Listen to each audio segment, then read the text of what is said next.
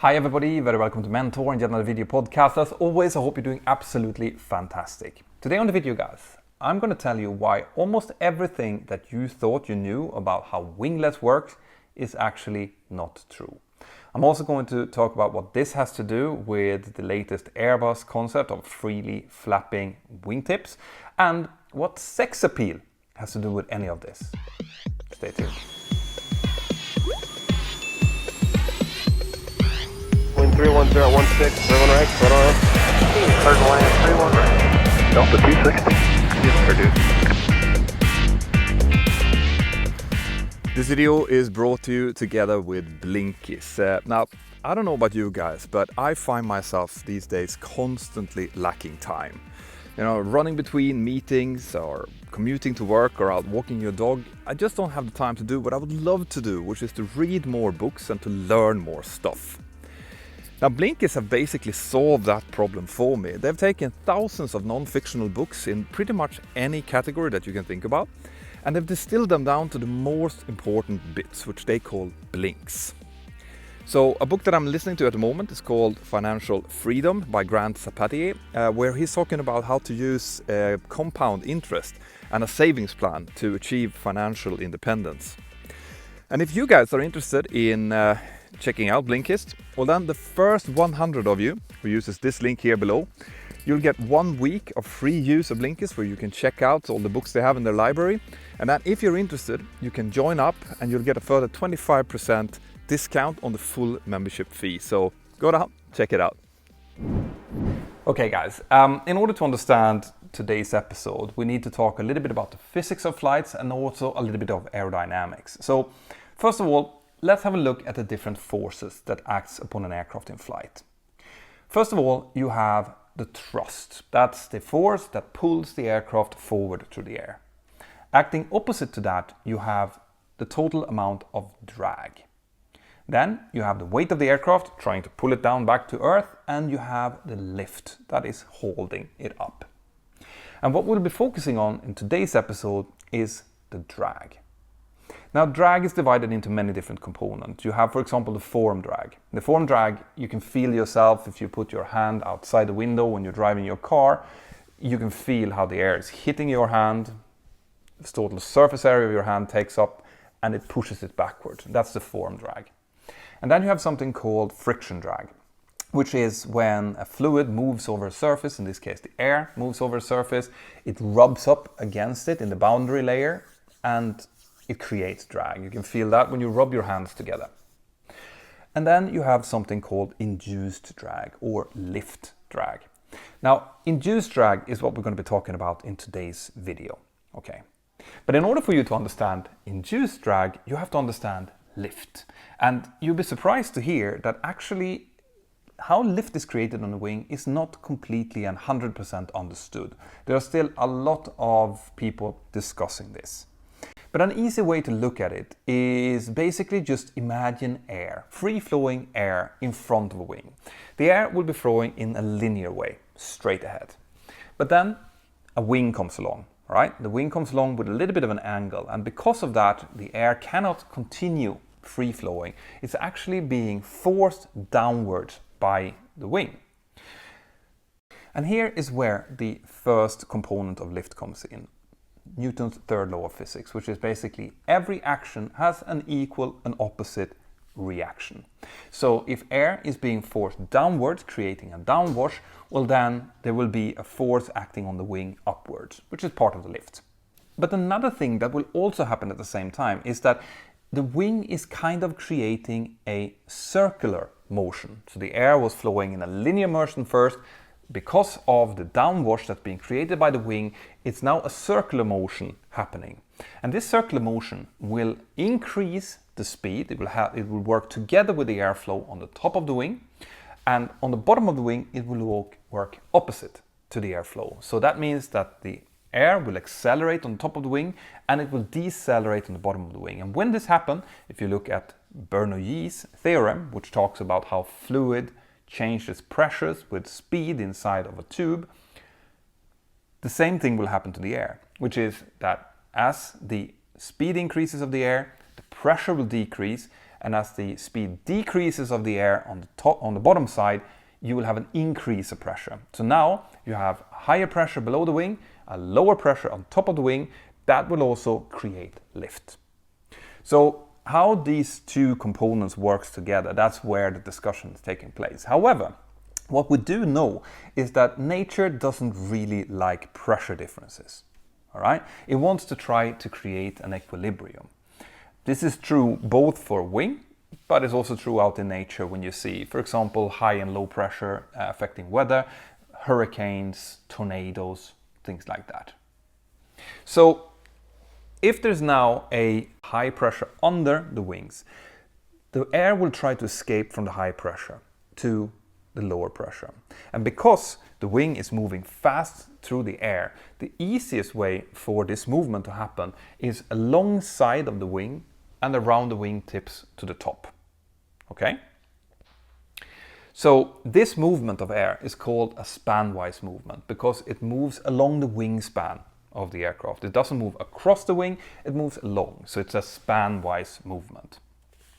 And this movement will increase if you take out a lot of lift from the wings.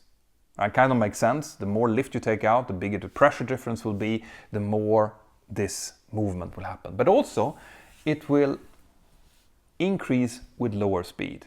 And that has to do with the fact that with higher speed, there will just be less opportunity for this spanwise movement to happen. So low speed, a lot of lift being taken out of the wing, higher spanwise movement. So this is actually the induced drag, because any movement has to be taken from somewhere. And if you have a lot of movement, it means a lot of energy needs to be taken from somewhere to create this movement. This energy is taken from the aircraft, hence drag. Okay?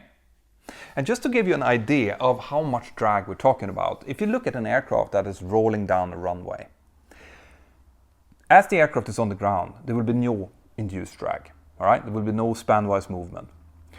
The only drag that the aircraft is experiencing then is the friction drag from the wheels, the friction drag from the air that's moving over the aircraft, and the form drag. But as soon as we start rotating, as soon as we start asking the aircraft to fly, now the amount of induced drag will shoot up, and it will go from 0 to 85% or close to that of the total amount of drag of the aircraft. So this means that if there's a way for us to decrease this drag, to stop this drag from happening, we will be able to take off with more weight, we'll be able to take off at shorter distances, or we might be able to use less engine thrust to take off with the same weight, which means less amount of fuel needed, which means more money in the pockets of the airlines. So here we come to the crux of this. Now, it has been shown that there are different ways to reduce the induced drag. And there are basically two ways. Either you go faster, you don't really have a choice with that when you're taking off or landing, or you increase the wingspan of the aircraft. If you increase the wingspan, it'll be basically more work for the air to move out along the wings, so there will be less of that movement happening. And you can clearly see that on, for example, glider aircraft. Glider aircraft tend to have an extremely high, what we call aspect ratio, which is the ratio between how wide a wing is and how long it is. So back in the 70s and 80s, where we had the fuel prices rising, the aircraft manufacturers started looking into ways to make the aircraft more efficient. And one of the ways that they looked at is, can we actually do something about the induced drag? And they started looking into different designs of, for example, wingtip devices. Now, at the time, they were aware that there were these wingtip vortices happening. Okay? The wingtip vortices, they thought maybe these vortices is actually the cause of the drag. What if we can create something on the tip of the wing to stop these wingtip vortices from happening? Maybe we can then reduce the amount of induced drag. But remember how I told you that the induced drag is actually the entire movement of the air, the span-wise movement of the air out and then over the wingtips? Now, if you understand that, you realize that the wingtip vortices are not the cause of the induced drag. They're a very visual manifestation of the induced drag. You'll see them clearly if an aircraft flies through a cloud, for example. You can see these vortices. But if you look closer, you can also see that there's more movement, right? It's not just the vortices. There's a huge movement of air that is going around the wingtips, but also outwards and many, many meters outside of the wingtips. And this actually wasn't clearly understood even by the engineers who were working at Boeing and Airbus in the 80s. They also thought that the wingtip vortices was to blame for this. And this caused a lot of really funny designs where engineers tried to create different ways to stop the vortices from happening. But what they found in wind tunnel testing was that none of these funny looking devices reduced the amount of drag. The only time that they saw that there was a clear reduction of drag was if there was a design which basically represented a normal wing. It looked like a normal airfoil, like a wing. It was loaded in the same way as a wing was and angled upward initially. So that made them believe that, okay, if we create these winglets, then that obviously seems to have an effect of the total amount of drag. Now, initially they thought that angling the winglets upwards was the ideal way to do it. But the problem is, of course, and they would found this out later, is that when you have a loaded wing, as in essentially you have the wing and you load it upwards, okay, you will also have a bending force, and that bending force will happen at the very tip of the wing. So this means that you need to reinforce the wing in order to have and accept that bending moment. But when you start reinforcing the wing, you will add a lot of weight to the wing. And at some point, the weight of the reinforcement, the weight of the winglet, and also the fact that you are actually increasing the form drag and the skin friction drag will counteract the complete, benefit of the winglet.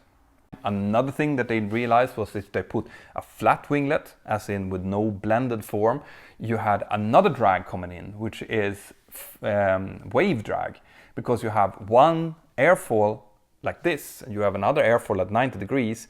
Both are accelerating air over the tip. That means that you'll have transonic and even supersonic drag in the intersection between the winglet and the wing, and that will cause an enormous amount of drag. And that's why you're seeing the winglets being what we call blended, which is a kind of nicely, slowly and smoothly angled upwards. Right.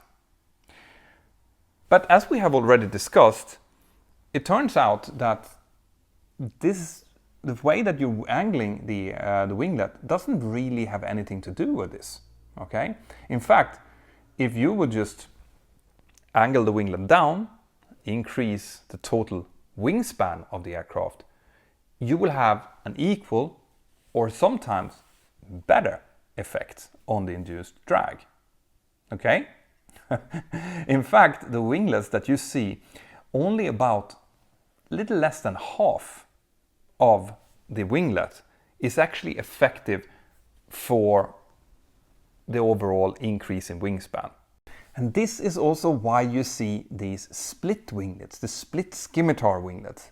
That's because if you have two components on the winglets, you can actually use a little less than half of each of them on top of each other as an effective increase in wingspan. All right? But then you might ask, well, why don't you just increase the wingspan? Why would you fiddle around with having different types of winglets? And that's a great question, actually. And here we come into a different side of aviation. Now, what's really important for the airlines is not so much that you decrease a specific drag. No, what you have to decrease is the cost, right? The overall cost of the total operation of a flight. That's all that the airlines are interested in. And in the airline world, you have something called aircraft design groups, okay? So different aircraft will pay different amount depending on how big they are. So If you have a small aircraft, you require a small gate. You can fit more aircraft along a pier, for example, which means you need to pay less. But if you have an aircraft with a lot bigger wings, bigger wingspan, then you're going to have to pay more for the same reason. And these aircraft design groups have very specific limits. In the case of the Boeing 737, for example, it's in design group 3, and the maximum wingspan you can have in that group is 36 meters. Now the 737-800 that I fly, with the blended winglets that we have, happens to be 35.79 meters wide. So we fit snugly just inside of the aircraft design group. That means that we can, even with the winglets and even with the, more effective wingspan, we still pay the same gate fees, which means that the airlines are happy. And probably the most obvious show of that is the Boeing 777X. So in case of the Boeing 777X, Boeing had clearly already understood that instead of trying to create these elaborate winglets, why don't we just extend the wingspan? And why don't we just create these raked wingtips, which you can see on the Boeing 787, the Boeing 777, the Boeing 767. You can also actually see it on the Airbus 350 and all the later Airbus models, even though they are a little bit angled up, but that's for a completely different reason. But then they realized on the 777X that if we have this much wider wings, well, in that case, it will actually move from the design group that the original 777 was in into the highest aircraft design group, which was where the Airbus 380 is and the 747 is. And they don't want that. So they came up with these hinged wingtips. So that as the aircraft landed and started taxiing into gate, they just fold the wingtips up. Voila, they now have a lower wingspan at gate, which means they pay the same gate fees as the original 777. And then as the aircraft is getting ready to take off, they just fold out the wingtips. They now have the really, really efficient wingtips. So that's the reason behind it, okay? But now we then have to talk about this latest project that Airbus is involved in, the Airbus Albatross ONE, which has this free flapping wingtips. What's that all about? Well, the free flapping wingtips is actually just an extension of what we have been talking about. So if you can create these aircraft that have these very, very wide wings, right? Really, really high aspect ratio, big wingspan. Well, in that case, you will be able to avail of a really low induced drag, right? Potentially saving a lot in fuel costs. But also, as we've been discussing, you can't really make the wings indefinitely wide because of structural reasons, right? These wingtips, they are going to be subjected to the same forces as the rest of the wing, and if they are extremely wide, you have a problem with just the structural integrity of the wing. So what Airbus is actually doing is they have put these hinges on the wingtips, creating these low weight, really, really, really wide wings. And they'll be able to fly with the wingtips fully down and locked when the conditions are right. But if they would enter up in a gust, for example, or if the wingtips are starting to become more loaded, well, in that case, they'll be able to unhinge them. And the wingtip will be able to free flow. And when the wingtip free flows, it means that it's not loaded, it means that it's not transferring all of these forces to the rest of the wing, which means that you can create these really low weight, wide wings that still works and are still efficient. So that's where the free flapping wingtips of the Airbus Albatross ONE comes from. Really interesting concept, looking forward to see more about it. But I also promised you guys that I was going to tell you what sex appeal had to do with any of this. And it was quite funny because I was talking to a friend of mine, Björn Fehrm, in preparation for this episode. He works for Leham News. There's some excellent links here in the description of the video. If you want to check them out, I highly recommend you to do so. I basically asked him that, you know, if the aircraft manufacturers knows that the best way to stave off induced drag is just to increase the wingspan, the aspect ratio of the aircraft, how come that we don't just see private jets, for example, with wider wings? Like, they could easily do that. They don't need to care about the aircraft design groups or anything. Why do they keep using winglets? And he basically laughed and said, well, when the manufacturers tried to do this and they showed off to the customer how the aircraft would look, the customer would always just say, well, it doesn't look as sporty as the other jets. Can you not get them with winglets? They look really, really sexy and cool with winglets.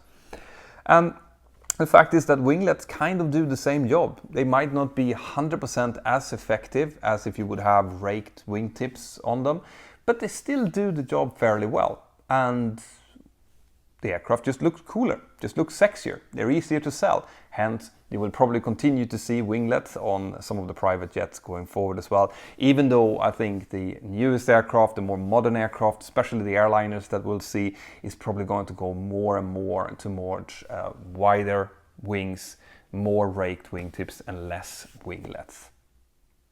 So to summarize, guys, the induced drag is actually not created by the wingtip vortices. The wingtip vortices is just a manifestation of the overall span-wise flow that's creating the wingtip vortices, but also creating much more movement. So the way to counteract that is to increase the aspect ratio and the overall wingspan of the aircraft. You can do that with winglets, split SCIMITAR winglets, but you can also do it with raked wingtips, getting essentially the same kind of effect from it. And I'm expecting that we'll see much more in this area going forward.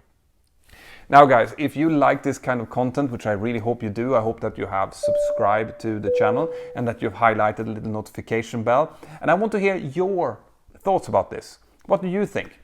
Do you think that the aircraft looks better with rake wingtips or with winglets, and why? And what do you think is going to be the next great innovation? Just put it in the discussion here below, or come into the Mentour Aviation app and we can discuss it in any of the forums or in the chat, or you can learn more about the 737 in all of the collections that I have in there. Have an absolutely fantastic day wherever you are, and I'll see you next time. Bye-bye. Right guys, I really hope that you liked that. If you want more content like that, more aviation content, well then check this out. I hope that you have subscribed to the channel and that you've highlighted the little notification bell. See you inside of the Mentour Aviation app and have an absolutely fantastic day. Bye bye.